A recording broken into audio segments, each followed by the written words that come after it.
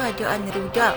Walaupun Menteri Pertahanan Prabowo Subianto menyatakan bahwa program modernisasi pertahanan, khususnya pengadaan senjata terhambat akibat pandemi COVID-19, namun fakta menunjukkan pemerintah memberikan prioritas pada kegiatan itu. Hal demikian tercermin dari besaran pinjaman luar negeri yang telah disetujui oleh Menteri Keuangan Sri Mulyani untuk kegiatan akuisisi senjata selama periode 2021 sampai 2022. Total penyetapan sumber pembiayaan yang telah disetujui oleh Sri Mulyani selama periode itu adalah 14,5 miliar US dollar atau 2 kali dari total PSP selama minimum essential force terhadap kedua periode 2015 sampai 2019.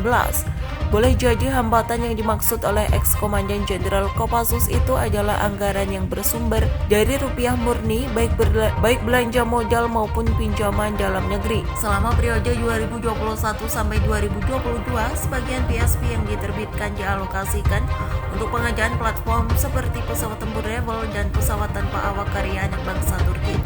Begitu pula dengan kegiatan refurbishment sejumlah kapal perang yang bernilai 749,4 juta US dollar. Tidak ketinggalan juga pembiayaan kegiatan pemeliharaan dan perawatan senjata yang dibeli di masa Presiden Susilo Bambang Yudhoyono seperti meriam Swagerak Caesar kaliber 155 mm buatan Nexter Prancis dan multi-launcher rocket system Astros 2 Mk6 karya Avibras Brazil.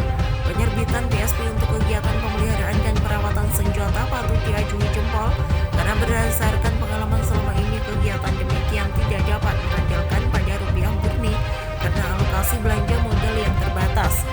Seperti pernah diulas sebelumnya, pada Desember 2022 Kementerian Perencanaan Pembangunan Nasional atau Bappenas telah menyepakati usulan Kementerian Pertahanan untuk menambah alokasi PLN dalam daftar rencana pinjaman luar negeri jangka menengah 2020 sampai 2024 untuk Kementerian Pertahanan sebesar 5 miliar US dollar sehingga alokasi total DRPLN JM 2024 bagi kementerian yang pernah dipimpin oleh Juwono Sudarsono ini mencapai 25,7 miliar US dollar.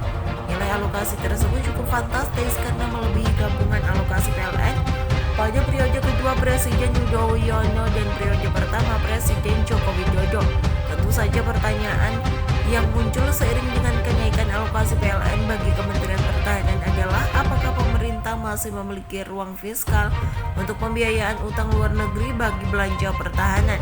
Memasuki tahun 2023, alokasi PLN yang tersisa untuk Kemenhan adalah 11,2 miliar US dollar yang diharapkan dapat membiayai rencana pengadaan kapal selam dan tambahan jet tempur Rafale. Sebelumnya, Lapangan Benteng telah menerbitkan 2 PSP untuk Rafale dengan total 4 miliar US dollar.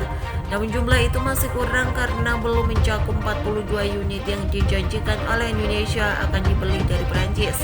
Sedangkan program akuisisi kapal selam memerlukan PLN dengan pagu 2,1 miliar US dollar, di mana Naval Group asal Perancis bersaing dengan TKMS dari Jerman untuk memperebutkan dana tersebut. Melalui program itu diharapkan pada awal 2030 kemampuan peperangan kapal selam Indonesia akan dapat dibangkitkan lagi setelah kegagalan program kapal selam murah dari Korea Selatan. Komitmen pemerintah untuk mendukung kegiatan modernisasi pertahanan kembali dibuktikan pada awal tahun ini melalui penerbitan PSP sebesar 3 miliar US dollar yang ditandatangani oleh Sri Mulyani. Di antara hal menarik dari PSP itu adalah pengadaan platform seperti pesawat terbang atau kapal perang tidak lagi mendominasi seperti pada sejumlah PSP yang terbit pada tahun 2021 dan 2022.